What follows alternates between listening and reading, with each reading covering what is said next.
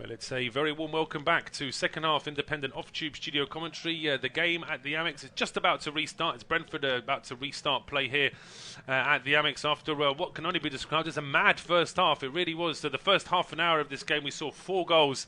And Brentford will be delighted, I think, to be a 2-2 here with Brighton, because Brighton certainly had more of the possession and seemed to lead the game for longer spells. They had all the corner kicks. Brentford didn't get a set piece from a corner in the first half, so they're going to have to try and do something here from that point of view, Brentford, just to try and match Brighton in terms of how the two sides start in the second half. Brighton, for their points of view, will be frustrated with the 2 goals they conceded, particularly the second goal, which they conceded just after they got their first equaliser. But I think Roberto De Zerbi, certainly he looked the more frustrated of the 2 managers before half-time, and I think he would have drilled it into his players. They've got to be that little bit more organised here. It's myself, Paul Szczerbakowicz and Aiden Perkins taking you through the action. Aiden, after that mad first half, we think things might just be a little bit more controlled in the second half. You just think that it's not going to be quite as helter-skelter and as sort of end-to-end and as mad as it was in that first half. I don't think you often see 90 minutes... across 90 minutes, they're like what we've seen in that first 45 minutes. For me, there was too many mistakes defensively, from both sides at times. Too many misplaced passes in midfield and whatever. There were some elements of good football, and at times where, in particular, Brighton kept the ball quite well and fashioned some good chances. But yeah, I don't think we'll see quite as open a game. I think, in some ways, like I did say beforehand, a point for both these two teams and sets of managers is not actually a bad result in the grand scheme of things in terms of where they want to finish the season. So maybe they might just think, actually, as the game goes on, 2-2 is an okay result. It is. Both sides in action in midweek as well. Brighton with a short trip down along the south coast to play away at Bournemouth on Tuesday night. Brentford with a slightly longer trip. They're away to Manchester United on Wednesday night. As Norgard just catching Danny Welbeck there.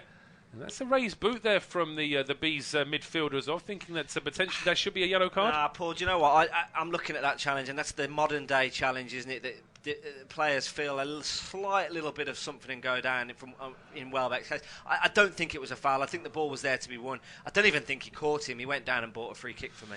He did, but in the meantime, Brighton have just been quite happy to play the ball back into defence. Just to remind you of the two teams, there haven't been any changes, so it's Jason Steele in goal for the home side, a back four of Joel Veltman, Lewis Dunk, Levi Colwill and Purvis Estupinan. The 2 holder midfielders are Pascal Gross and Moises Caicedo. The 3 ahead of them, Solly March, Alexis McAllister and Kaoru Mitoma, with Danny Welbeck as the front man for Brentford. David Raya is in goal, a back 3 of Pontus Jansson, Ethan Pinnock and Ben Mee. The 2 wide men are Aaron Hickey and Rico Henry. The 3 in midfield, Matthias Jensen, Christian Norgard and Mikkel Damsgaard, with Bryan Mbeumo and Ivan Toney as the 2 up front. And an early equaliser at the start of the second half at the Vitality. It's Bournemouth 1, Fulham 1. Could be potentially a big goal that for Bournemouth. They've got to get points from somewhere. As Brentford pushing forward now with Toney, who has his heels clipped there. That will be a free kick to the Bees. It's around 40 yards out, and certainly not close enough for a shot, but an opportunity here, because it's quite wide as well. It's an opportunity to try and get across into the box. Yeah, I think it is a foul. Gross on this occasion just takes him out. He knows what he's doing there, doesn't he? That's definitely... Before I said he bought a foul, but he knew exactly what he was doing there, didn't he? And he was getting away from him, decided to stop the attack. This is an opportunity here, Paul, for Brentford to swing a ball in. Plenty of players forward. It certainly is. Just to tell you that it was Marcus Tavernier that got the equaliser for Bournemouth, and in the meantime, Ben White, a former Leeds player, has made it to 2-0 to Arsenal against Leeds. Here's the free kick from Mbeumo. He lifts it towards the back post, and it's finished close in by Ethan Pinnock. And inside the first 4 minutes of the second half, Brentford are in front again. It's Ethan Pinnock with it's a volley finish from close range. Well, we said we weren't going to get 45 minutes like we had in the first 45 minutes, but maybe we will, Paul, because what a start to the second half. My only question here is, has Pinnock run from an offside position? We'll see again. No, I think he's fine. He's fine, yeah. It's a really well-worked free kick. Brilliant ball in from Mbeumo. And Pinnock just gets the right side of the defence, guides it into the bottom corner. It's a striker's finish, isn't it? I thought it was Toney to begin with, but what a finish. Great finish there from Pinnock. It's the ball from Mbeumo that makes it, really. Well, what a start to the second half. Inside the first 4 minutes of the second half, we have our 5th goal, and it's Brentford that take the lead again. It was a foul on Ivan Toney on the left-hand side. Got his heels clipped by Pascal Gross, and it was a superb free kick from Bryan Mbeumo. Whipped in with a lot of pace from that left-hand side across the edge of the 6-yard box, and then volleyed home by Ethan Pinnock. A real striker's finish there from the Brentford defender. Gets it into the back of the net. No hint of offside. Brentford lead 3-2. Yeah, you have to say it's a really super finish from Pinnock. He watched it all the way, and he's close range in, but he's gone with his left foot because he's just guided it in. It's a lovely poke finish into the bottom corner. Great ball in as well from Mbeumo. And all of a sudden, Brighton have to respond again. I would say on the balance of play so far, Brighton have probably been the better side. They've certainly had the more chances, but Brentford have been really clinical and have taken their opportunities when they've come as well.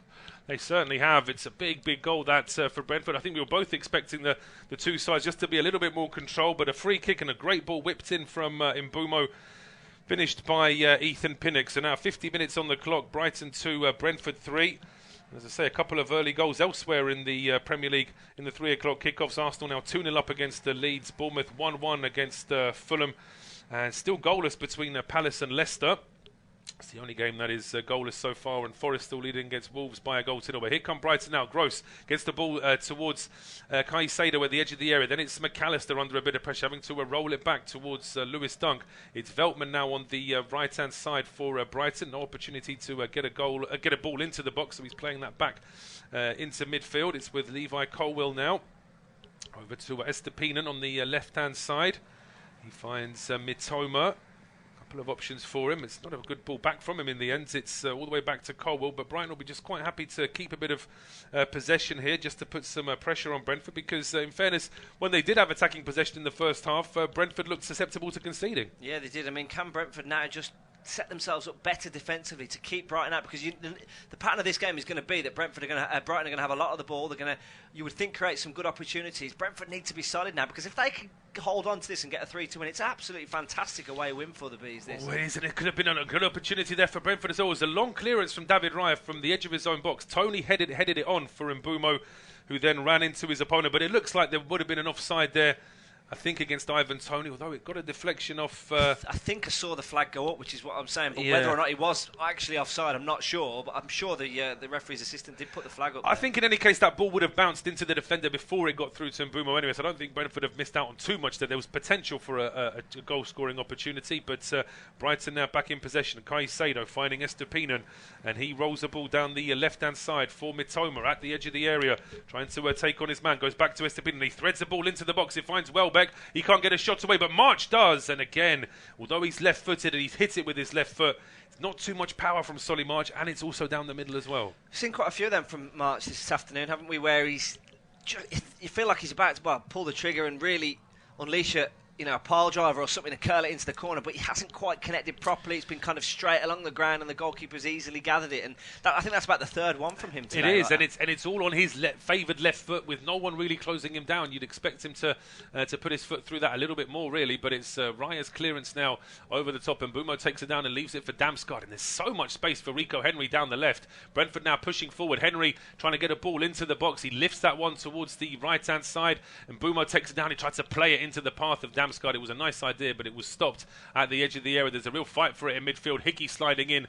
Mitoma plays it forward, and I think the referee wanted to give Brighton an advantage, but when Mitoma's pass doesn't reach his man, it goes for a free kick to Brentford. But Roberto De Zerbi, if he could, he'd run on that pitch now, wouldn't he? You could tell he's getting very frustrated. Yeah, he is getting frustrated. I mean, Brighton haven't started this second half well. Obviously not, because they've conceded an early goal, but even in that first half when they went down early, they were the side who were looking the more likely. They had a lot of possession. They haven't done that yet at the start of this second half, really, for me. They haven't kept it. It's been a bit stop-start. Perfect from Brentford's point of view, just to sort of stem any kind of rhythm that Brighton might be able to manufacture.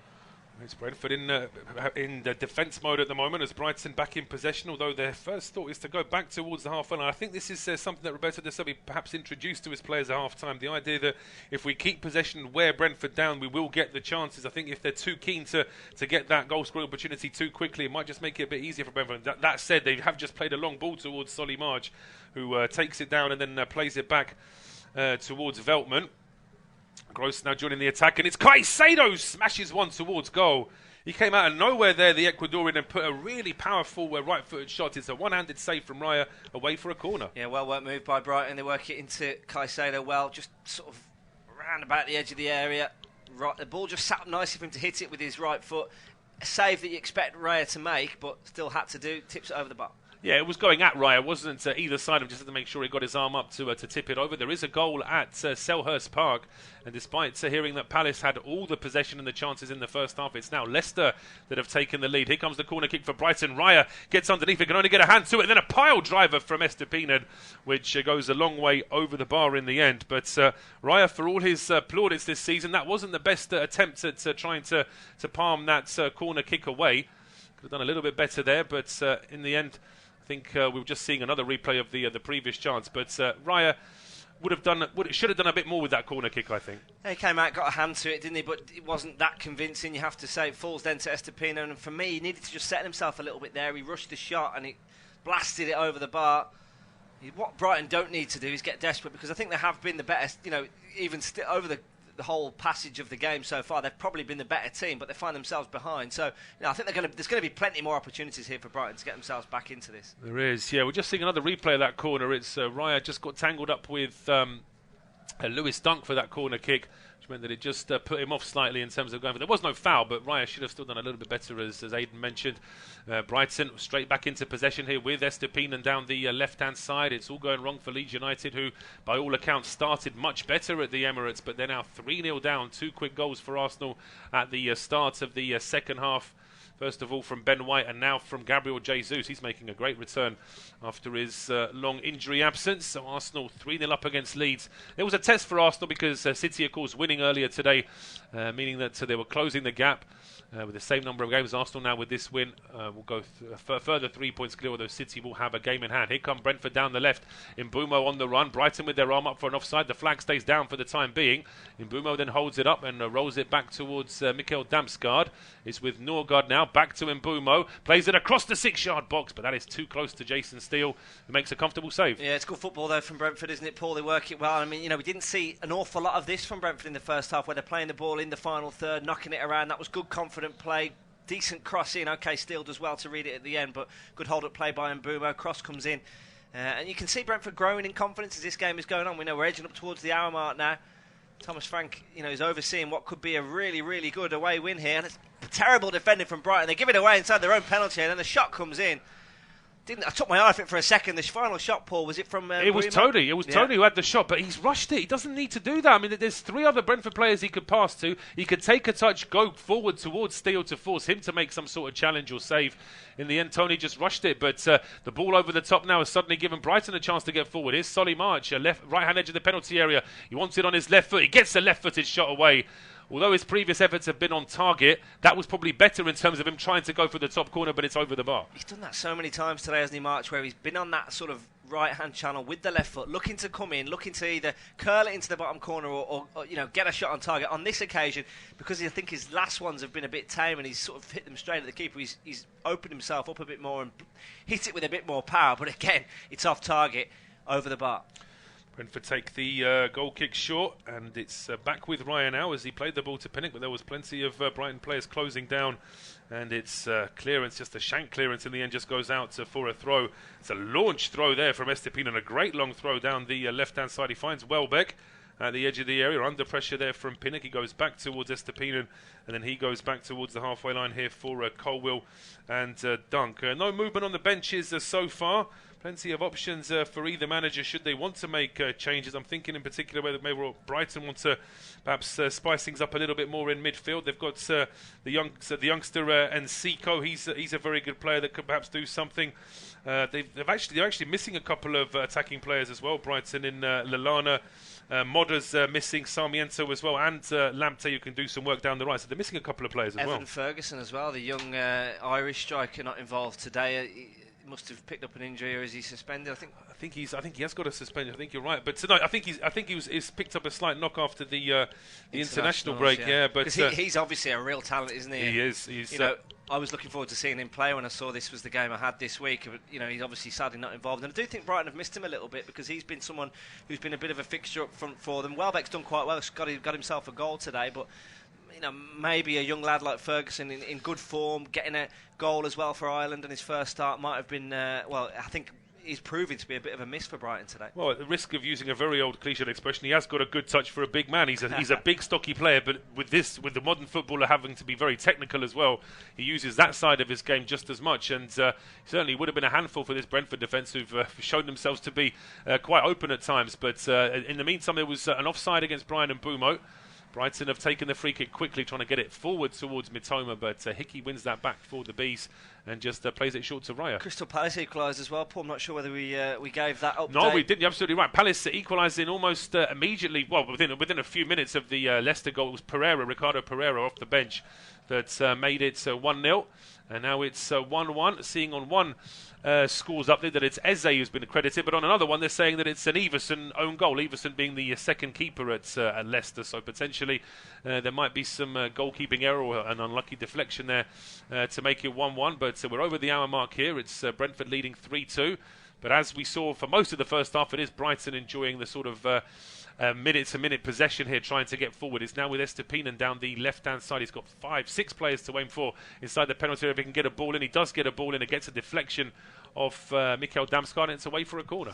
Yeah, or did it take a deflection, Paul? I'm not sure it did, the way he's going back out there. I don't know. It might have just been a slightly could have just miscued it, yeah. Slightly miscued ball in, but yeah, an hour gone. I don't think Brighton have done quite enough in this second half. They have had a few opportunities that marched with the effort that was over the bar, and obviously the Caicedo effort that was tipped over as well. But they haven't been as free flowing in this second half, Brighton, as they were in that first half. And so far, from Brentford's point of view, things are looking good. They are. Josh Da Silva just giving a quick word with Thomas Verton. You were absolutely right. It wasn't a corner in the end. It was just a miscued cross there from Estepinen. So it's Brentford with the long goal kick. Brighton winning back in midfield straight away, and they're going forward now with McAllister playing a ball through the middle towards Solly March. March trying to get it past Raya. Raya makes the save, and then it's cleared away by Pontus Jansson. That's either out for a throw or a corner on that near side. But once again, this is far too open. I mean, this isn't from a counter-attack. This is from a Brentford goal kick, and just 3 balls later, Brentford defence have just completely gone amiss. Yeah, I have to say this is good goalkeeping, isn't it, by Raya?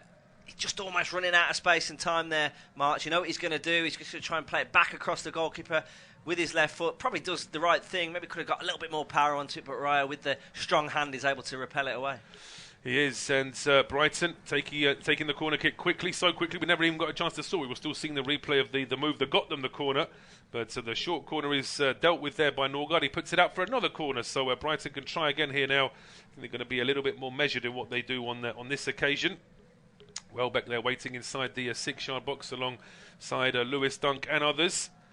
He's trying to flood that 6-yard box, making it that little bit more difficult here for David Raya. It's going to be an in-swinger from Pascal Gross. No, it's a short corner here to Mitoma. He then plays it back to Gross, who runs straight into Norgard. And then Brentford clear it. And Mbeumo's going to chase this if he's going to get there first. But Estepinen's no slouch either, and he's able to muscle Mbeumo off the ball. Completely wasted corner, wasn't it, from Brighton's point of view? They played it short when I think they would have been better off trying to swing it in. And Brentford nearly managed to spring on the counter-attack, but in the end Brighton were able to stop them. I think we're getting into the pattern of play now where Brentford are going to be sitting back as Brighton go forward here. Great work from McAllister to break into the box, then leaves that ball and marches left. It's going to be a strike coming in from Veltman, which is saved by Raya. I was just thinking as well that for all the attacking play we've seen from Brighton this afternoon, we've not actually seen that much of Alexis McAllister. No, he's been sort of on the periphery of the game at times, hasn't he? He's such a good technician and, good bit of creativity about him, so good on the ball, but he's been sort of, he's gone missing a bit at times. That opportunity there falls to Veltman with the shot on the right foot. Maybe they could have kept that ball alive a bit more, and he tried to get himself down towards the byline to aim a cross, and instead he went for the shot. Raya looks good, doesn't he? I have to say, maybe a little bit shaky early on, and got unfortunate. I think, especially once in the first half when Welbeck, the ball bounced off him and he was able to retrieve it. But he's made some good saves in this second half. He has, but with just under half an hour still to play, I think Brentford have got to be careful not to sit back too deep here. At the same time, they don't want to push it. They are 3-2 up against the side who are above them in the league, so this is already a very good result as it stands. But if they're going to start sitting back too much with so much time to play in the game, they want to be caught out at some point by a Brighton onslaught. But for the time being, here come the Seagulls again down the right-hand side. March leaves it here for Veltman. There's an option here as Gross joins the attack here on the right-hand side, back in towards Lewis Dunk. Brighton have got all their outfield players involved in this move as it's played towards Welbeck at the edge of the area. He plays it back to Gross, who does well to skip away from Matthias Jensen. It's now back with Solly March to Veltman. First time cross into the box. Nobody's watching Estupinian on the far side, but the ball bounces away from him. He should be able to keep it in play though. And just holds it up on the left-hand side. Needs an overlap, and he gets it here from Caicedo. That's great work. Caicedo then plays the ball in. It's a header down from Alexis McAllister. But although it was a nice move, the header in the end was always one that Raya should be saving. Yeah, it's a good move.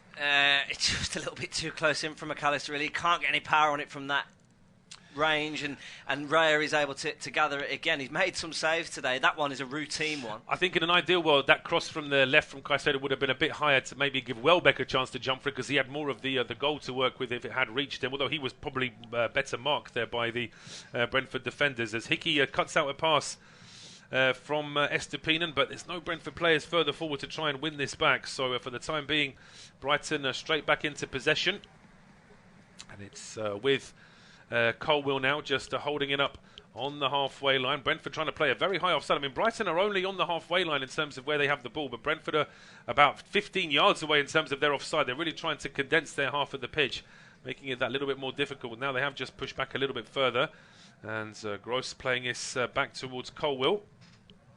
Pushing forward down the left-hand side. There's an overlap here from Estupinian, but that ball in from Colwill just a little bit too hopeful, and it's out for a goal kick. Yeah, you could see what he was trying to do. It was the right ball, just slightly misplaced, slightly overhit, and runs out of play for a goal kick. But De Zerbi's getting more and more frustrated. You can see him. I think Brighton are okay. They're still in the game, there's no doubt. I think they've improved the last 4 or 5 minutes. They've started to try and probe a bit more and play a bit more football. You need to get, like you said before, you need to get McAllister on the ball and involved, and he can try and weave his patterns and start creating more.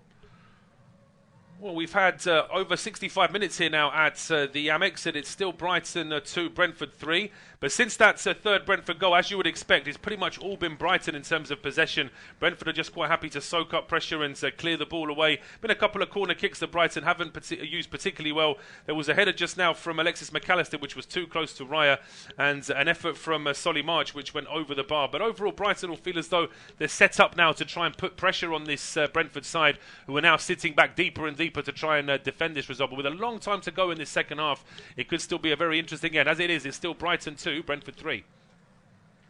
Yeah, and I think we've seen a game that sort of swung one way then the next, and there is still potential for this to turn around here.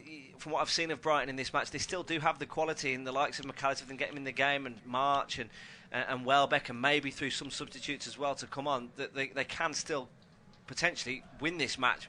From Brentford's point of view, I think it's going to be a little bit sit-in, try and sit deep, maybe spring on the counter-attack and prove that the quality, or rely on the quality of Tony and Mbeumo to try and maybe get a fourth goal. Because I think if Brentford do get a fourth goal, Paul, then that would be enough. I think it would be, yeah, and I think that with those two up front, there is always a chance that if they get that one opportunity, they should be able to put it away.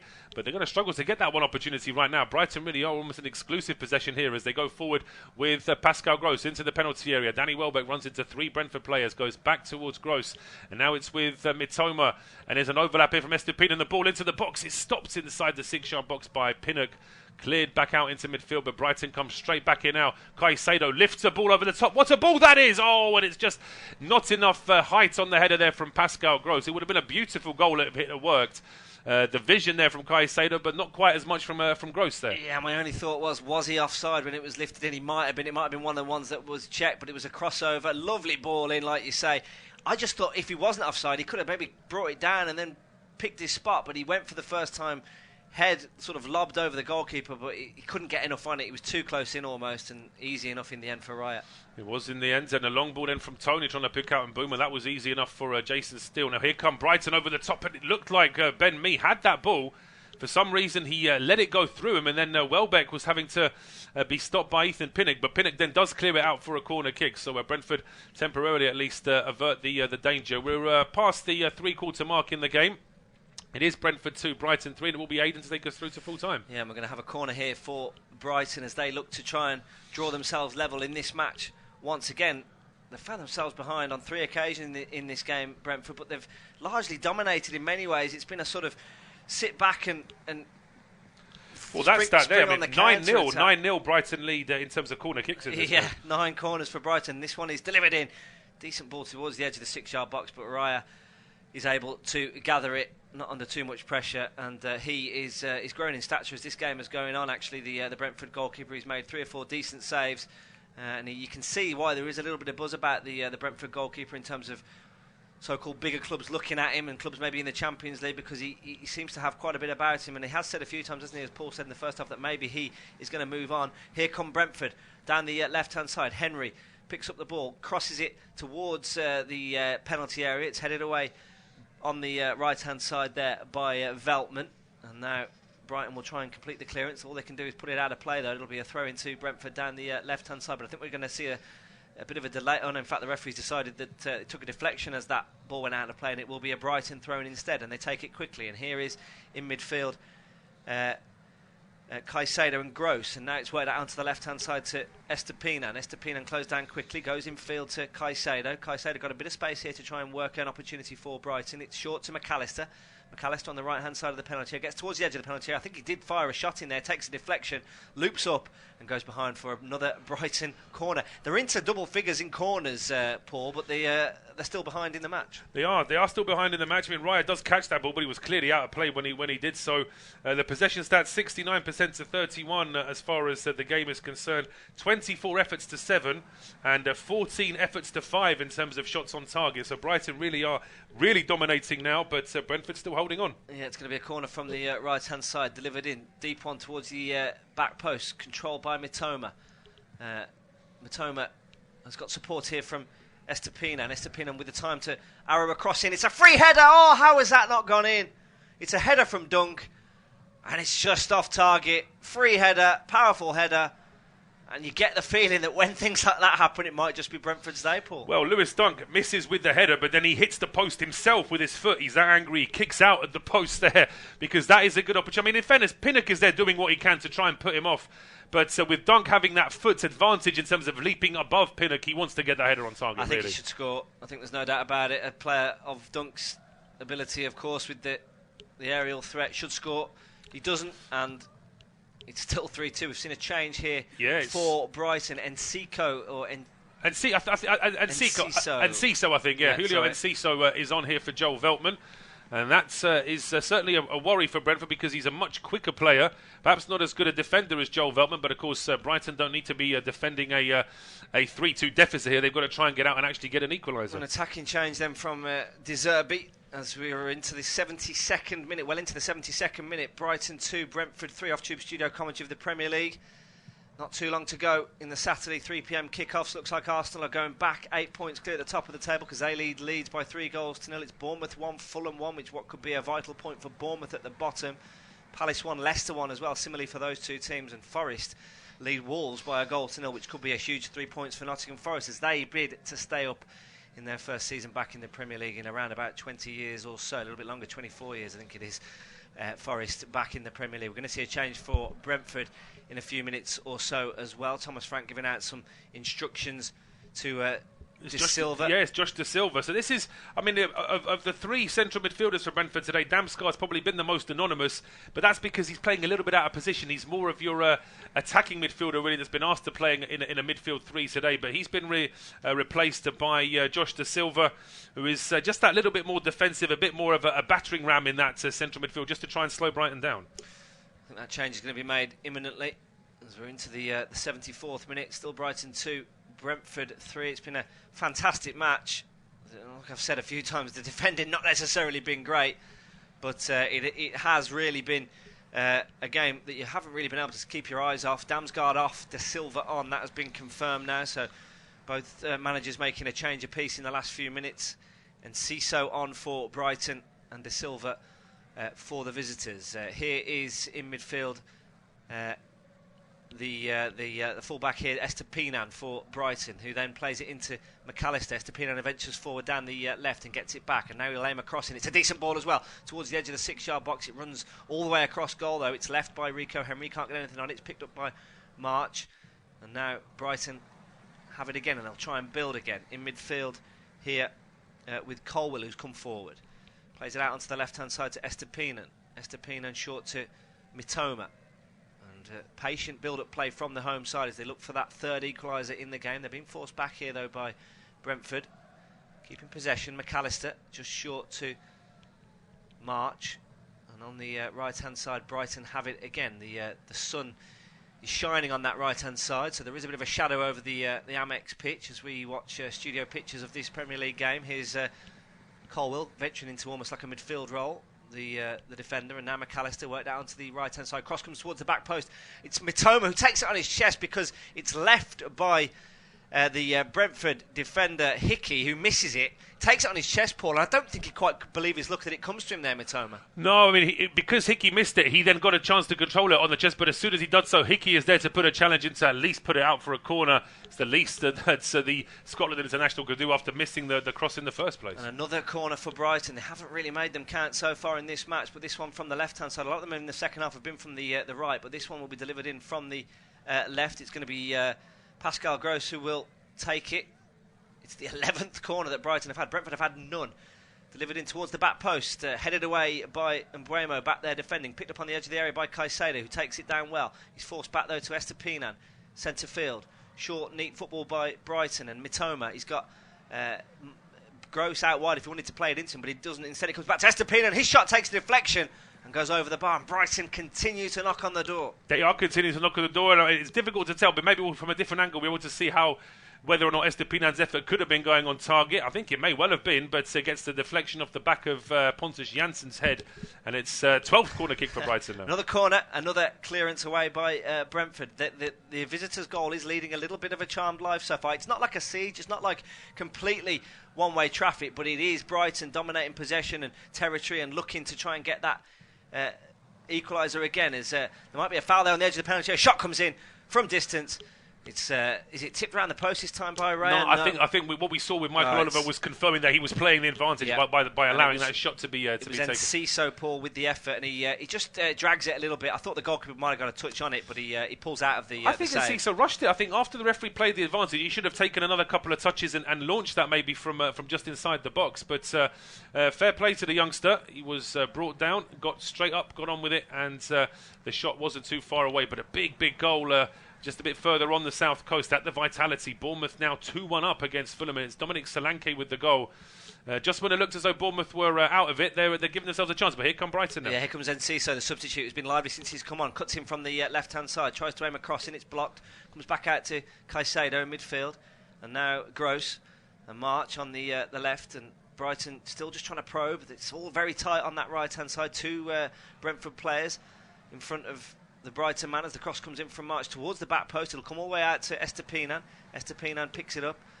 Brighton defenders, Hickey in front of him. Estupiñán will try and get across, and he puts Hickey on the floor there as he turns. And then Hickey didn't know anything about it, even though Estupiñán goes down. There's some sort of half-hearted appeals from the crowd there that might have been a penalty, but he's already slipped over there, the Brentford player. There's nothing he can do about it, but it will be yet another corner, yeah. Brighton corner, and again they take it short.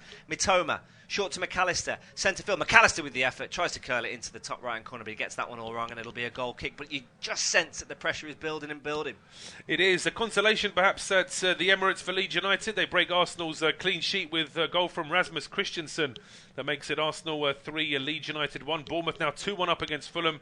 Palace 1-1 with Leicester, and Forest still leading against Wolves. So there's some big results coming in today. Yeah, another dramatic afternoon in the Premier League as it returns following the international break. Felt like a really lengthy international break, the most recent one. I think it's just because it's been a while since we've had one, of course, because we didn't have one of course. with the World Cup, and then there was no build-up, there was no earlier breaks as well. But a change for Brentford up front here. It's a usual swap that we see with Bryan Mbeumo replaced by super sub Yohan Wissa. So Yohan Wissa on for the visitors with about 12 minutes on the clock, and they lead by 3-2. Goals from Pinnock, Tony and Janssen so far for Brentford, cancelling out the goals for the home side from Mitoma and Welbeck. It's been a really watchable game. The drama and the goal scoring certainly has dipped in the second half. There's not been quite as much actual goals, but in terms of opportunities and chances and action in and around the penalty area, there has been plenty, with Brighton probing and trying to get at that Brentford defence. David Raya, the Brentford keeper, has made 2 or 3 solid saves, and here come Brighton again with on the ball here Colwill, who is joining sort of the attack as a midfielder, really, if that makes any sense. A defender joining the attack as a midfielder, but I think you know what I mean in terms of the territory where he's coming forward. Here is March, who plays the ball back to Colwill, edge of the penalty area. Plays it out onto the left-hand side to Estepinen. Estepinen closed down, cross comes in, headed away again by that Brentford defence. You get the feeling, Paul, that it is just going to be this familiar pattern in what's left of the game, with Brighton dominating possession, going from side to side, and Brentford just going to have to try and stand firm. It's been like that pretty much since the 50th minute, pretty much since Brentford have scored their third goal. Although I agree with you that the longer it goes on, the deeper Brentford are. In the first 10 minutes after they scored, they were sort of camped in the middle of their own half. Now they're camped deep inside their own penalty. Here come Brighton, a ball coming in from the right, swept away by Pinnock and out for a Brighton throw. It's going to be a long 10 minutes plus injury time here for the visitors, you feel? Yeah, I think you're right. I think it was Enciso, the substitute, aimed that cross in, cleared away.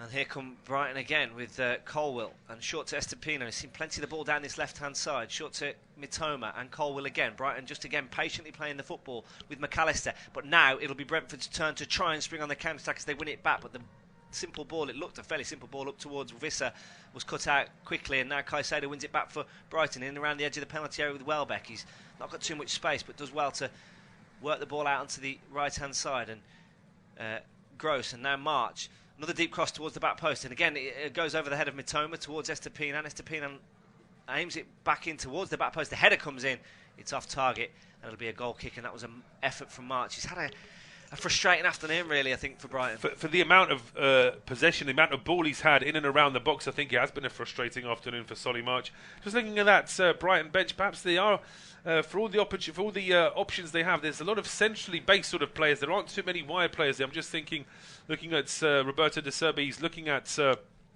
perhaps making a change. Brighton had 16 shots in the first half and 13 in the second. Brentford have had 5 in the first and just 2 in the second, and yet despite that they lead here 3-2. But another long ball now, one for March to deal with here down the right hand side. Yeah, March takes it well in his stride on the Brighton right hand side. He's closed down quickly, but he aims across up towards Mitoma. Good header on that occasion by Hickey. Just gets a glance on it to try and clear the danger away. Picked up by Estepinen, who launches in yet another cross. Lovely touch by McAllister on the edge of the penalty area to try and get Brighton going again. Estepinen in towards the penalty area. Could this be the chance for Brighton? Oh, the ball is eventually cleared away. Raya should really have cleared it away. He doesn't. In the end, Brentford are saved by an offside flag because, it's not the best to defend, and it's almost last-ditch stuff. And at one point there, a Brentford defender took it out of the reach of the goalkeeper. They did, and so we'll just see from this replay here as McAllister gets the ball at the edge of the area, looks for options, plays one into the channel here for Estepinen, and that's where I think Pontus Jansson has just felt a bit of pain as he's tried to stop the young Ecuadorian, and I think that's where the offsides come as well, as Estepinen's gone on the overlap. I think he was in an offside position. Yeah, it's a good challenge actually, this by Jansson. I mean, he takes out Estepinen, but he does get the ball first, and then Raya's about to gather the ball, and it's almost kicked out of his hands by Ben Mee or Ethan Pinnock, one of them, and they were both in the vicinity.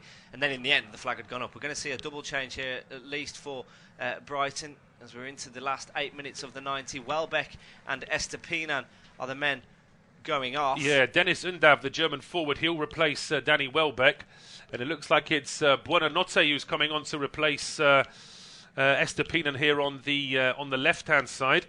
So those are the two changes that Roberto De Serbi wants to make now. Yeah, Welbeck going off and getting a sort of a semi-hug, shall we say, from Undav as he goes off. Brighton keen to obviously get their players on and try and get something out of this match. Estepinen off as well, with Buonanotte, the other player, on for the home side with 83 minutes on the clock. And immediately into the action is Buonanotte in midfield. And now Brighton will just try and build from this left-hand side. It's switched out on the left here to Solly March, who's just switched wings here since that substitution has been made. Mitoma short in midfield again to Alexis McAllister, and now again to Pascal Gross. Gross just weaving a few patterns, trying to work himself a bit of space for a cross. It's worked out onto the right-hand side. Low ball in, it's a poor one though, and Visser should be able to clear this, but Brentford just can't keep hold of the ball. But now they get a bit of respite for a free kick, and it wouldn't be a surprise here to see the Brentford player go down quickly. Buonanotte fouling Jensen, And I think if you're Jensen here, you stay down here just to get a little bit of something, because Brentford haven't had the ball much. No, they haven't. I mean, in fairness, I think he does get caught there, Matthias Jensen. Yeah. So he probably is entitled to hit the deck, whether or not he's. I mean, the foul count in this game: 12 from Brighton, 8 from Brentford. 20 fouls after over 85 minutes isn't bad, really. It just shows that although there has been some physical moments in the game, it has by and large been played at a decent pace. Well, with 5 minutes to go here, both teams are now making changes. Brentford still lead here at the Amex by 3-2, but with every 5-10 minute spell, the Brentford defensive line is getting further and further back. They're pretty much camped up inside their own penalty area now, with Brighton enjoying a huge amount of possession. Brighton have had something like 13 or 14 corners in the game as well, over 25 shots in total. But despite that, Brentford have looked well organised. Brentford have just made another change as well, with the Iranian coming on here just to replace. Looks like he's coming on here to replace Jensen towards the end. Sam Goddess has just come on for Brentford. Brighton making a double change with Buonanotte and Undav coming on just a few moments ago, and Ciso came on before that as well. But for the time being, Brentford is still holding on. It's 3-2.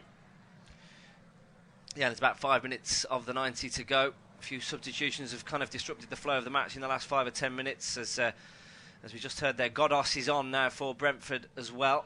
So another change for the visitors, and Brighton still think they will have an opportunity or two to get themselves at least level. And here's McAllister. He's got support from Mitoma on the left hand side. Mitoma's ball towards the back post, headed down by March, and now here is Gross. Ball played in, surely that's the equaliser. Oh, it must be a penalty, or is it an offside flag? I think the ball is deflected over the bar. This is going to be checked by VAR, Paul. I'm sure that the shot has been deflected over the bar by a Brentford hand, and it might have been Aaron Hickey. Let's look at this in close replay here. Looks like he's about to score for me. Does it come off his arm? I don't know if it does come off his arm. His arm is out. Whether or not, I mean, is there an effort from Hickey there to stop the ball with his arm? It's Undav with the effort. Well, it doesn't look as though there's. I mean, are we going to get this corner kick, or is the referee still asking the players to wait? I mean, the VAR must check this because they have to see whether or not it touches his arm. I mean, I think he'd be very, very unlucky if that was given as a penalty. It's very hard to tell from the pictures we're seeing that it touched him. What I would say is, though, that there is intent for him to touch the ball. Whether or not he does, I think he does. I think it does touch his ball. I think looking at that reverse angle there, it will be a penalty. I've got a feeling that this is going to be given as a penalty because Hickey is putting his arm out to stop the ball going into the net. So it comes off his arm from that angle. The first angle, it wasn't clear whether or not it comes off his arm, but I think it does come off his arm. They're going to now check for a potential offside, are they? I'm not sure, but I think this hasn't been confirmed yet, but I think this will be a penalty. I can't understand why it's taking this long, frankly. I'm not even sure if Michael Oliver needs to see this replay himself. I think he'll just be told to give the penalty once VAR have done all their checks, and we know that these can take a while sometimes. I mean, Undav is going to score, I think. He's in the 6-yard box. Michael Oliver's going to see the decision himself. I'm not even sure if he needs to. I think that he could trust his video assistants to tell him that there is definitely... Hickey looks a guilty man to me. I think he knows. He does, yeah. I mean, in fairness to Hickey, from Hickey's point of view, Undav is going to score, so he's doing everything he can. And what also is going to happen here is that Hickey's going to be sent off, I would think, for a deliberate... Yeah, I think that it's the way he puts his arm out at the last moment. It just looks... I mean, he knows what he's doing. It's a human reaction to stop the ball going in. He forgets the fact that he's a footballer who can't use his arm, and he's just, as a player, he just wants to stop that ball going in. So I think Michael Oliver is going to be giving a penalty here to Brighton, and it's going to be a red card as well, I think, for Hickey. So it has been given as a penalty. Yeah, penalty is the decision. I think it's the correct decision. Is Hickey also going to be shown the red card as well? We'll wait and see, because it is, for me, a deliberate handball, and it stops a goal-scoring chance. I think he knew he'd done it. He was lying prostrate on the floor after it had gone in. The one angle, Paul, it looked like he wasn't sure if he'd hit the ball, but he does deflect it over. Now, Raya could have saved it. That's not to say that Raya wouldn't have saved it, but the ball does get deflected over by Hickey. There's absolutely no doubt. Yeah, I mean, there's no way that you can see it. He's been booked. I think he's quite lucky there, Hickey. I think that although they do say that if it's going to be a penalty, you don't sort of always send off the player on every occasion. There was a rule for a while, wasn't it, where it was a double jeopardy rule, whereas if it's a penalty, that's punishment enough. But then I don't know whether they changed that rule back or not. But anyway, the upshot is that there is going to be a chance here for McAllister to rescue a point for Brighton. And on the balance of play, I think they do deserve it. I think it would be a justified draw, if this is going to be the outcome. McAllister, I think, will be the man who will take it. The World Cup winner, the Argentinian, who's had, of course, a great 6 months with his country. He's going to be going up against a goalkeeper, though, in Raya, who's had a good game. He's made 3 or 4 good saves, and he's a player with a burgeoning reputation, the Brentford goalkeeper. Can he deny McAllister right towards the end here? We're into the 90th minute. There's going to be at least 3 or 4 minutes, maybe more, of stoppage time, because that was a considerable stoppage to get this penalty awarded after the VAR check. And McAllister, who stares down and looks at the pitch and takes his time. Referee Michael Oliver just checking everyone outside the penalty area. And he will eventually blow his whistle. McAllister comes up right-footed and he curls it into the top corner. It's a good penalty. Sends Raya the wrong way, and that is 3-3. It's a very good penalty from McAllister. Once he sends the keeper the wrong way, he's just got to make sure it's on target, and he really does find the top corner. Brighton level. And so with just 30 seconds of regulation play here left at the Amex, Brighton are level. It's from the penalty spot. A very confident penalty from Alexis McAllister. After a long VAR review, it is the right decision. Aaron Hickey was sticking his arm out to stop a shot from close range from substitute Denis Undav. Although the referee wasn't sure at first, after a long VAR review, the penalty was given. A yellow card for Hickey and the ball in the back of the net after the penalty from McAllister. Brighton have pretty much had all the possession in this second half. They've had all the chances, all the corner kicks. They'll feel this is the least they deserve. We're into injury time. It's Brighton 3, Brentford 3. Yeah, the injury time just ticking in now as 3-3 shows on the scoreboard. And it has been a game. Sometimes you get games that's got to goals in and teams just take the chances. But this has been a topsy-turvy game where 3-3 seems sort of like the right score. In fact, I'd probably say, looking at it from a observing point of view, that actually Brighton have been the better side over the 90 minutes and have had the more chances and the more of the play. And there is 6 minutes of stoppage time signalled, of which we've had about 45 seconds already, as a cross is aimed in towards the Brentford penalty area, and Raya gets up well there and clasps hold of the ball and falls to the ground. Brighton 3, Brentford 3. We thought maybe at half-time, when it was 2-2, we might not get as quite a crazy second half. It hasn't been maybe quite as crazy, but it still has been very dramatic, Paul. It has been very dramatic. It's been a very enjoyable game, very engrossing game, that's for sure. And I think that whilst Brentford will feel disappointed at conceding a penalty so late on, they're actually on the attack here now as Tony threads a ball through to Visser. This is the other problem for Brentford now, as we've got a lot of injury time to play. Brighton are the only team in an attack mode in this game, or certainly in the second half. Brentford have just been sat back, so with 5 minutes of injury time still to play, I can't imagine Brentford are suddenly going to flip. They're more likely just to try and control things and not let Brighton get a fourth. Yeah, a few of the goals to tell you about in the Premier League. Arsenal 4 leads. One, I think it was Granit Xhaka who got the fourth for Arsenal, so that result is done and dusted. And Wolves have got an equaliser against Nottingham Forest recently as well.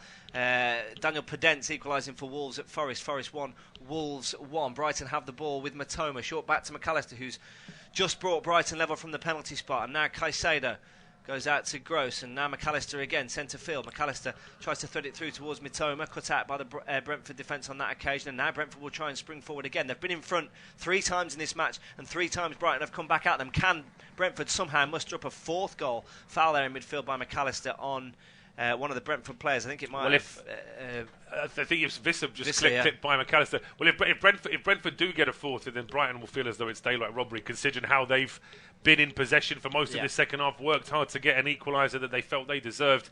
But it all just shows you that if Brentford hadn't have scored that early goal from that free kick, then things could have been very different in the second half, because I think Brentford weren't coming out in the second half to be attacking. I think Brighton were always going to be the team to do that. But Brentford now with this long free kick here from David Raya. 2.5 minutes of the 6 minutes of stoppage time already played, as the ball is aimed up towards me, who'd come forward for the free kick. The Brighton defence should deal with this. Is there a foul there on the right-hand side? There is a foul on Rico Henry, I think it is, who came forward. So this will be an opportunity late on for Brentford to get another set piece. It was a foul by Gross on Henry. He was just kind of vying for the ball. It was a silly foul, really, to give away there, Paul. It was, yeah, and I think he's talked himself into a yellow card there as well, because the foul itself is never a booking there from Pascal Gross, but the complaints potentially would be 5th minute of injury time at Selhurst Park, and Crystal Palace have got a late winner.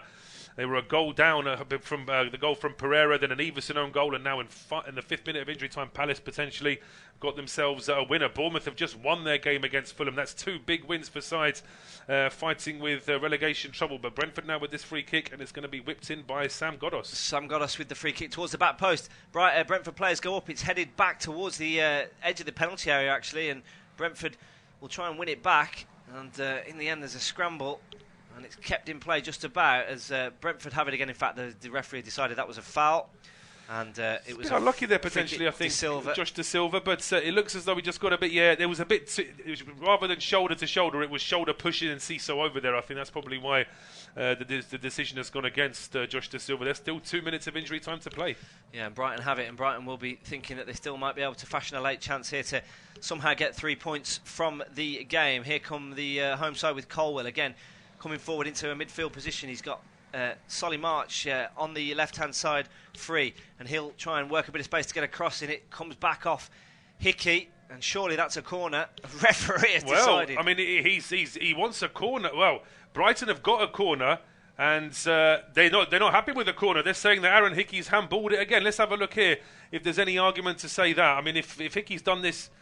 I don't know. I mean, whether it's that so. even... I mean, he's almost stood on Solly March there, and he's got his arm down by his side. I don't think you could say that was a handball. No, I don't think so. Michael Oliver's just replayed that himself, hasn't he, to the Brighton players? Yeah, it's that close in as well that I just, it might just brush his arm, but it cannot be a penalty. That it wasn't a deliberate one. It was nothing like the other one that was given. It's finished Bournemouth 2, Fulham 1, and Crystal Palace 2, Leicester 1. Those two results in the Premier League. Here's Matoma, bit of space for McAllister, edge of the penalty area, clips the ball in towards the edge of the penalty area, but Raya comes out again and gathers, reads it really well, the Brentford goalkeeper. And actually, when I thought he was going to try and hold on to the ball there, he's played it quickly up to Tony, is it? And it's Mbeumo, and now the ball's played through.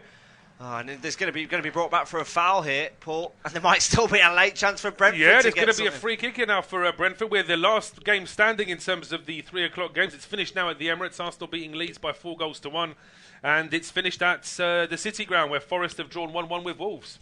We're looking back at the replay here of the half-hearted penalty appeal. He's trying to pull his arm away there, Aaron Hickey. It's so close. I mean, I think a harsh UEFA VAR in a Champions League game might still give that as a penalty because they give any kind of handball as a penalty. But I think there's just that little bit more common sense in the Premier League.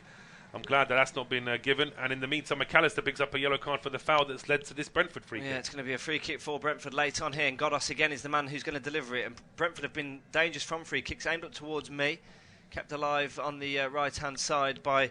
Ivan Toney, and in the end, is he fouled? Is that actually the full-time whistle? It is. 6 minutes of stoppage time signal. What a game. Pulsating match.